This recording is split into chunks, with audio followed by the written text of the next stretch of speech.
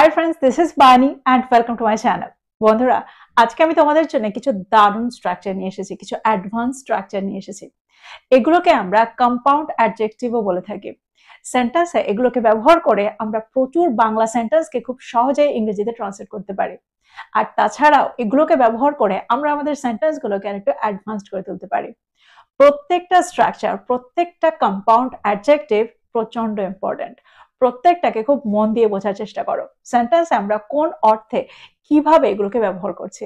আজকের ভিডিওটাও কিন্তু খুবই ইম্পর্টেন্ট, খুবই ফ্রুটফুল হতে চলেছে। তোমরা কোথাও যাবে না, আমার সাথে ভিডিওটা একদম শেষ পর্যন্ত থাকবে। যা চ্যানেলে নতুন, অর্থাৎ প্রথম আমার ভিডিও দেখছো, তারা প্লিজ চ্যানেলটাকে সাবস্ক্রাইব করে নিও, তাহলে যখনই আমি ভিডিও আপলোড করবো তোমরা নোটিফিকেশন পেয়ে যাবে। তো আর দেরি না করে চলো শুরু করা যাক আজকের ভিডিও। সবার আগে আমরা যে স্ট্রাকচারটা দেখবো সেটা হলো টাইট ফেস্টেড। টাইট ফেস্টেডের অর্থ হলো মিতব্যয়ী বা কৃপণ, যে সহজে বা যারা সহজে টাকা খরচ করতে চায় না। এক্সাম্পল দেখো, সেন্টেন্সে আমরা টাইট ফেস্টেডকে কোন অর্থে ব্যবহার করছি। যদি আমি বলি সে একজন কৃপণ মানুষ, he is a tight fisted man. He is a tight fisted man. আরেকটা এক্সাম্পল দেখো, যদি আমি বলি তার কৃপণ মনোভাব সবাইকে বিরক্ত করেছিল, his tight-fisted attitude annoyed everyone. His tight-fisted attitude annoyed everyone. যদি আমি বলি ওই কৃপণ লোকটির থেকে টাকা আশা করো না, don't expect money from that tight-fisted man. Don't expect money from that tight-fisted man. আরেকটা এক্সাম্পল দেখো, যদি আমি বলি দান করার ব্যাপারে তিনি কৃপণ, he is tight-fisted when it comes to charity. He is tight-fisted when it comes to charity. তো তোমরা বুঝতে পারছো সেন্টেন্সে আমরা টাইট ফেস্টেড কে কোন অর্থে ব্যবহার করছি, অর্থাৎ যার হাত থেকে সহজে টাকা বের হয় না, এরকম অর্থে আমরা সেন্টেন্সে টাইট ফেস্টেড কে ব্যবহার করে থাকি। এবার আমরা দেখবো এর পরের স্ট্রাকচারটা। এবার যে স্ট্রাকচারটা আমরা দেখবো সেটা হলো সোল স্টায়ারিং। সোল স্টায়ারিং এই স্ট্রাকচারটাকে আমরা প্রায় সেন্টেন্সে ব্যবহার হতে দেখি। এটার কি অর্থ? দেখো, কখনো কখনো আমরা এমন কোনো পরিস্থিতির সম্মুখীন হই যেটা আমাদের আত্মা ছুঁয়ে যায়, হৃদয় স্পর্শে। কোনো গান যেটা আমাদের আত্মা ছুঁয়ে যায়, আমরা প্রায় বলে থাকি গানটা আমার আত্মা ছুঁয়ে গিয়েছিল। তো এরকম অর্থে আমরা সেন্টেন্সে এই স্ট্রাকচারটাকে ব্যবহার করতে পারি। কোনো কথা, কোনো বক্তৃতা বা কারো কোনো ঘটনা আমাদের আত্মা ছুঁয়ে যায়, এরকম অর্থেও আমরা সেন্টেন্সে এই স্ট্রাকচারটাকে ব্যবহার করতে পারি। এক্সাম্পল দেখো, যদি আমি বলি সিনেমাটা শেষটা আত্মা ছুঁয়ে যাওয়া ছিল, the movie had a soul stirring ending. The movie had a soul stirring ending. আরেকটা এক্সাম্পল দেখো, আমরা প্রায় বলে থাকি গানটা সত্যিই হৃদয়স্পর্শী। দ্যাট মিনস গানটা সত্যিই হৃদয় ছুঁয়ে যায়। সেন্টেন্সটা কি হবে? The song is truly soul stirring. The song is truly soul stirring. যদি আমি বলি সে একটা আত্মা ছুঁয়ে যাওয়া কবিতা লিখেছিল বা সে একটা হৃদয়স্পর্শী কবিতা লিখেছিল, he wrote a soul stirring poem. He wrote a soul stirring poem.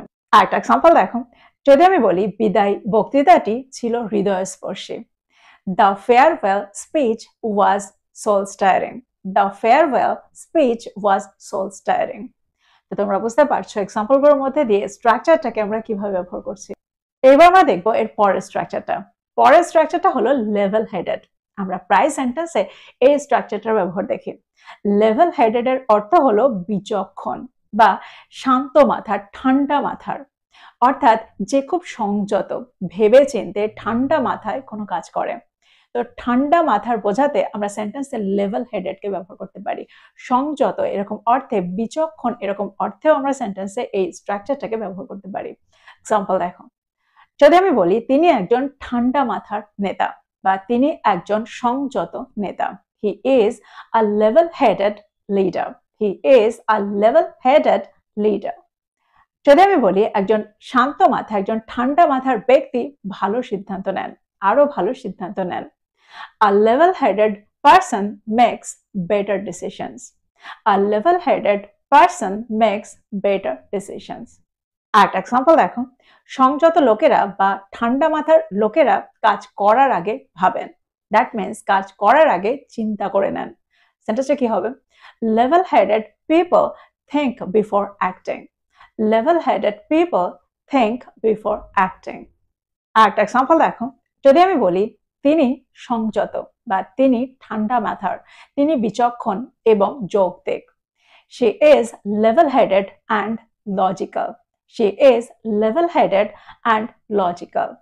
তো এক্সাম্পলগুলোর মধ্যে দিয়ে আমার মনে হয় তোমরা বুঝতে পারছো সেন্টেন্সে আমরা লেভেল হেডেড কে কোন অর্থে ব্যবহার করছি। এবার যে স্ট্রাকচারটা আমরা দেখবো সেটা হলো eye catching.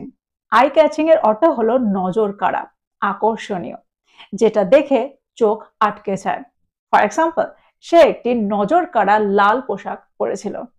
She wore an eye-catching red dress. She wore an eye-catching red dress. একটা এক্সাম্পল দেখো, যদি আমি বলি তার একটা নজর কাড়া হাসি আছে বা তার হাসিটা নজর কাড়া। She has an eye-catching smile. She has an eye-catching smile. যদি আমি বলি দোকানটি নজর কাড়া গহনা বিক্রি করেন। The shop sells eye-catching jewelry. The shop sells eye-catching jewelry. তো এক্সাম্পলগুলোর মধ্যে দিয়ে আমার মনে হয় তোমরা বুঝতে পারলে সেন্টেন্সে আমরা এই স্ট্রাকচারটাকে কোন অর্থে ব্যবহার করছি। দ্যাট মিনস আই ক্যাচিং কে কোন অর্থে ব্যবহার করছি। এবার আমরা দেখব এর পরেরটা হলো ইয়ার স্প্লিটিং। ইয়ার স্প্লিটিং এর অর্থ হলো কান ফাটানো, কর্ণভেদী। দেখো, সাধারণত শব্দের ক্ষেত্রে আমরা এই স্ট্রাকচারটাকে ব্যবহার করে থাকি, অর্থাৎ এমন কোনো জোরালো শব্দ যেটাতে কান ফেটে যাওয়ার মতো হয়, এরকম অর্থে আমরা এই স্ট্রাকচারটাকে ব্যবহার করে থাকি। যদি আমি বলি তার কান ফাটানো হাসিটা বিরক্তিকর ছিল। Her ear-splitting laugh was annoying. আরেকটা এক্সাম্পল দেখো, যদি আমি বলি তার কান ফাটানো চিৎকারটা আমাকে ভয় পাইয়ে দিয়েছিল। দ্যাট মিনস তার কর্ণভেদী চিৎকারটা আমাকে ভয় পাইয়ে দিয়েছিল। His ear-splitting shout scared me. His ear-splitting shout scared me. আরেকটা এক্সাম্পল দেখো, যদি আমি বলি ওই ঘরটা থেকে একটা কান ফাটানো বা একটা কর্ণভেদী চিৎকার এসেছিল। An ear-splitting scream came from that room. An ear-splitting scream came from that room. তো তোমরা বুঝতে পারলে সেন্টেন্সে আমরা এই স্ট্রাকচারটাকে কোন অর্থে ব্যবহার করছি। এবার আমরা দেখব এর পরেরটা হলো ব্যাক ব্রেকিং। ব্যাক ব্রেকিং এর অর্থ হলো অত্যন্ত কঠিন বা অত্যন্ত কষ্টদায়ক, এরকম অর্থে আমরা সেন্টেন্সে এই স্ট্রাকচারটাকে ব্যবহার করে থাকি।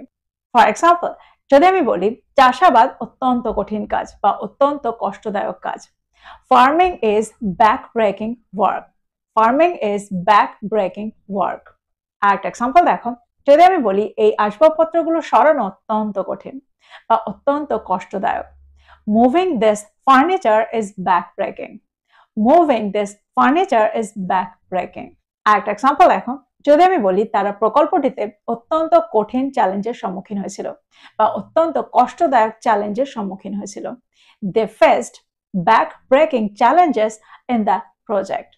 They faced back-breaking challenges in the project.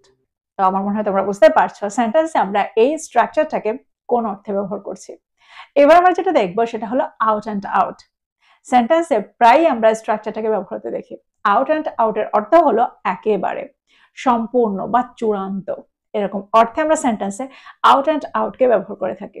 Example দেখো, যদি আমি বলি ওটা একটা চূড়ান্ত ব্যর্থতা ছিল। That was an out and out failure. That was an out and out failure. That means ওটা একেবারে ব্যর্থতা ছিল। আরেকটা এক্সাম্পল দেখো, যদি আমি বলি সে একটা চূড়ান্ত ভুল করেছিল। He made an out and out mistake. He made an out and out mistake. যদি আমি বলি সে একজন চূড়ান্ত মিথ্যাবাদী। He is an out and out liar. He is an out and out liar. আরেকটা এক্সাম্পল দেখো, যদি আমি বলি ওটা একেবারে মিথ্যে ছিল বা ওটা চূড়ান্ত মিথ্যে ছিল। That was an out and out lie. That was an out and out lie.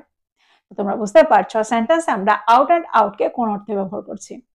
তো এই ছিল কয়েকটা ইম্পর্টেন্ট স্ট্রাকচার। আমার মনে হয় প্রত্যেকটা স্ট্রাকচারকে তোমরা খুব ভালো করে বুঝতে পারলে। সেন্টেন্সে এগুলোকে আমরা কত সহজেই ব্যবহার করতে পারি, আর এগুলোকে ব্যবহার করে আমরা কত সহজেই সেন্টেন্সে আমাদের বাংলা অর্থটাকে প্রকাশ করতে পারি, আর সেন্টেন্সগুলোকেও আরেকটু অ্যাডভান্সড করে তুলতে পারি। তো প্রত্যেকটা স্ট্রাকচারকে নোট ডাউন করো আর এগুলো দিয়ে প্রচুর সেন্টেন্স তৈরি করো, সেগুলোকে তোমাদের প্রতিদিনের কনভারসেশনে ইনক্লুড করো। তো এই ছিল আজকের ভিডিও, এই ছিল আজকের টপিক। ভিডিওটা ভালো লাগলে লাইক করতে ভুলে যেও না, বন্ধুদেরকে শেয়ার করো যারা ইংরেজি শিখছে। So this is all about today. I will be back with another video. Till then, take care. Thank you for watching this video. Bye bye.